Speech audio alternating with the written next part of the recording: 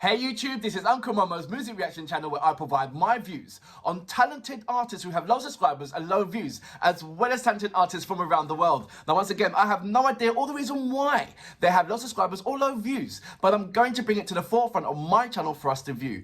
Now I am going to do my best to upload about 5 or more reactions today, covering heavy metal, a bit of dance and some ballads as well. I'm going to read a couple of comments, then I'm going to go straight into Love Bites with Edge of the World. I have been enjoying my Love Bite journey. It's been absolutely amazing. I'm going to read a number of Love Bite comments that you guys have left me. I've been absolutely, it's almost like a new, I've been entered into a new family kind of thing, and it's just, I'd like to say big massive thank you for everyone who's taken me on this journey and followed me on this journey, as well as guiding me on this journey.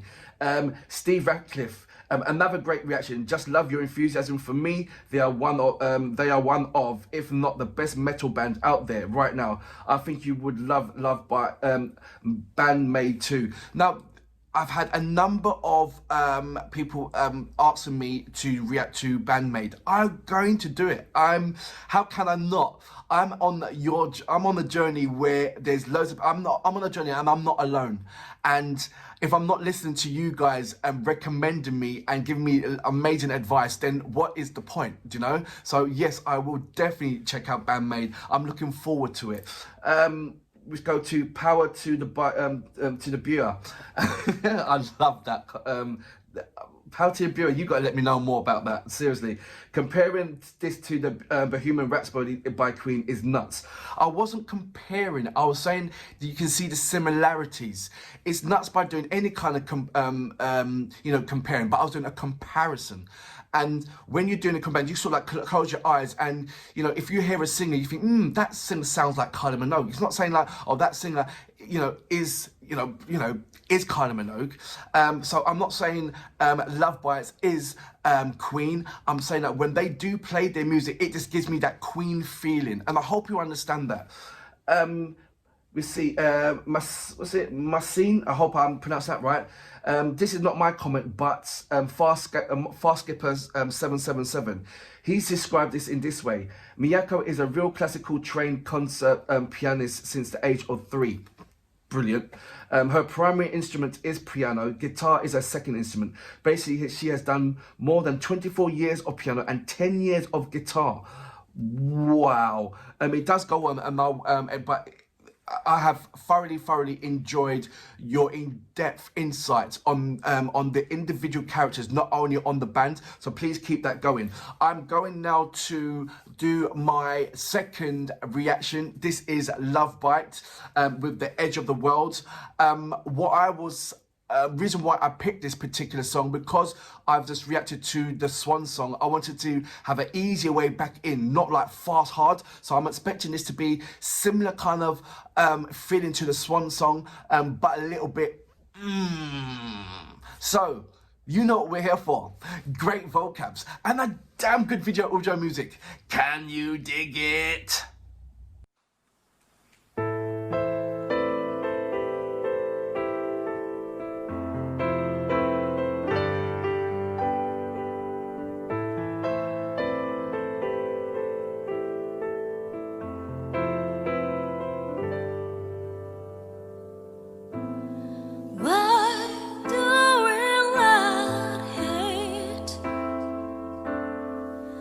Deceiving light.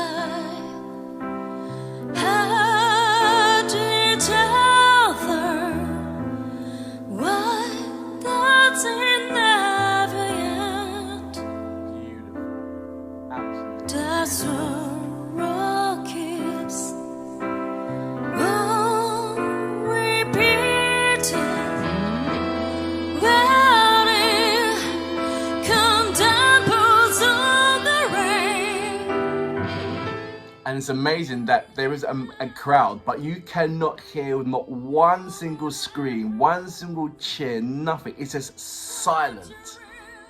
Love that.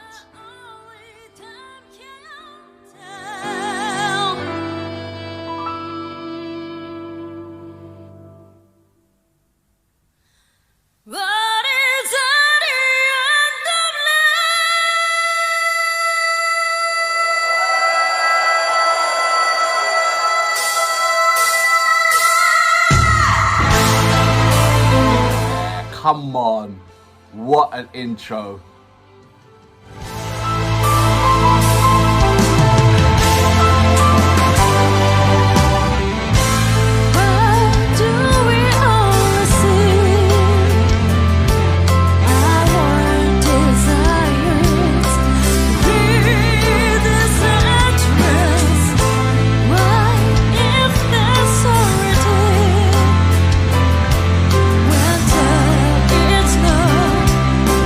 Yeah.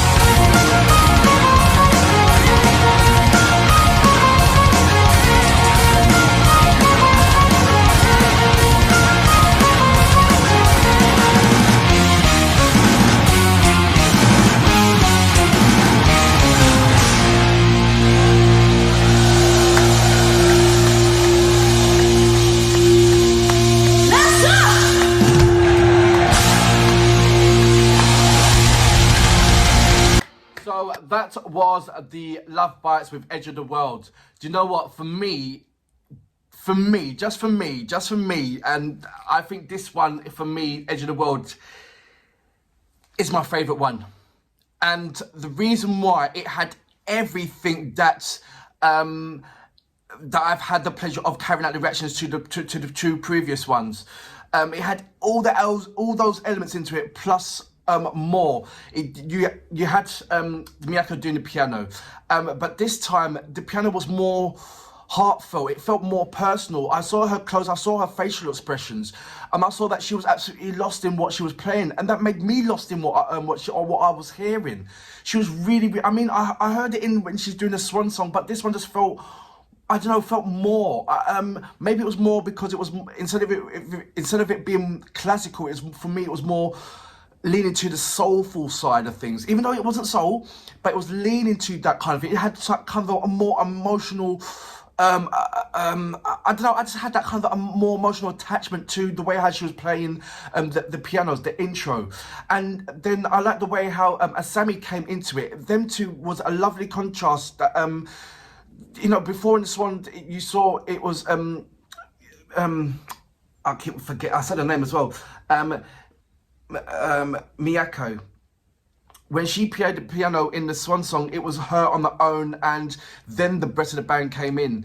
But this time she done something, and then Asami came in as well, and that duet between them two, it was like, wow, okay, it's something completely different, something completely new to me, which I knew that they could do, and I knew that they can accomplish. I just didn't think that I would be able to see it. And so now I'm seeing it, and it just had that lovely smooth introduction leading into the amazing performance. This is what I call a once upon a time. You know, when you read a book, at the beginning of the book, and the introduction just leads you on the brilliant journey of the book. Sometimes some books don't give a good intro that leads you into, you know, it's kind of, the intro is kind of frustrating somewhat, and then you wait until you turn over about, say, 20 pages before it gets you right into it. This was a brilliant once upon a time, a brilliant adventure in the middle, and an amazing amazing ending as well. It just had all the package bang, and when you think it was over, it went straight into a high end element, and where you saw Miyako doing this amazing slow lead. Well, you're not to a normal, like, amazing fast lead, what she would do, and it's like, you know, intricate and technical and everything else. This was a more of a slow, it gave me a soul kind of vibe. Like, it was part rock, but it had a different kind of element to that, what she brought into it. So that was absolutely brilliant. And then when it came into Midori doing her elements later on, her lead, it was like bang, straight into not her traditional style of what she would normally do her leading, but it gave me a different kind of, she bringing a different kind of dynamic to her talent, which I didn't even think that she would. I never said that she was, I didn't think that she was a one-trick pony. When I mean that one-trick pony is that she would only carry one style to her craft. But I didn't expect that. I expected more gritty. I thought it was going to be more distorted kind of lead. But no, she just gave it crispy. She gave it clean. And it was in comparison to what Miyako was playing as well. It wasn't, you know, it was different. It was a lovely contrast, but it still blended in what Miyako was playing there as well. And you know what? I'm beginning to lean to Miho as my favourite artist. I don't know, there's something about, maybe it's because of the red hair and the lovely guitar, but there's something that, for me, even though she doesn't stand out as much of the you know, the other bands, she does bring up, you know, I listen to her more, listen to what the bassline is bringing and what the bassline is doing. And I don't know, I just think because everybody's doing this, you know, they've got their own identity and they're putting their own foot stamp on there. I'm not saying that Miho hasn't put a foot stamp on there.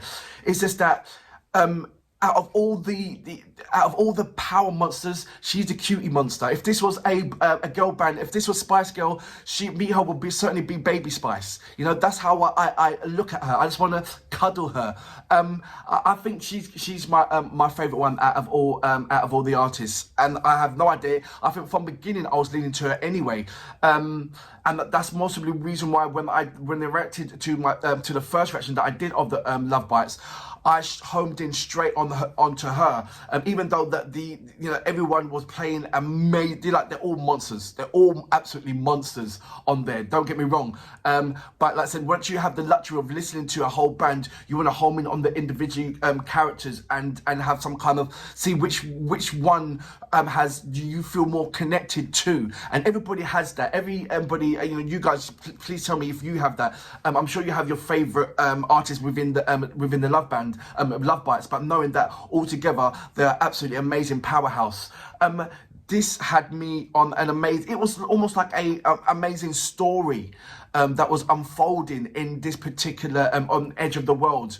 I can see it. Like I said, it was from beginning, the lovely subtleness, bringing into the not straight into like rah. It was more of if it was more like a quicksand, put your foot in quicksand and you're slowly going in, and as you go slowly going in, your whole body goes into this kind of I don't know, high-end adrenaline kind of thing, and that's what it is. It was, you can see this, bringing you, and you're expecting, and you can't wait for it to actually reach there, but you're following and you're being guided to this, this amazing journey of this amazing Edge of the World. For me, Edge of the World was the one for me. So far, it's given me everything that the other two reactions that I had the pleasure of carrying out gave me. So it had a bit of the Swans song it had everything. Tell me if you don't agree on that. Tell me if you, maybe I need to hear 3 or 4 more, and then I say, okay, this is my favorite. But now this one, Edge of the World, is certainly my favorite one. It just had all the elements in there. There was nothing missing, and nothing, to be fair, could be added onto it. It was so packed in with so much wonderful loveliness that was going on individually. The drummers as well, individually they had their own part. Individually they created something that was unexpected but pleasantly surprised. For that reason, Love Bites, I salute you, Mom, once again blew my mind.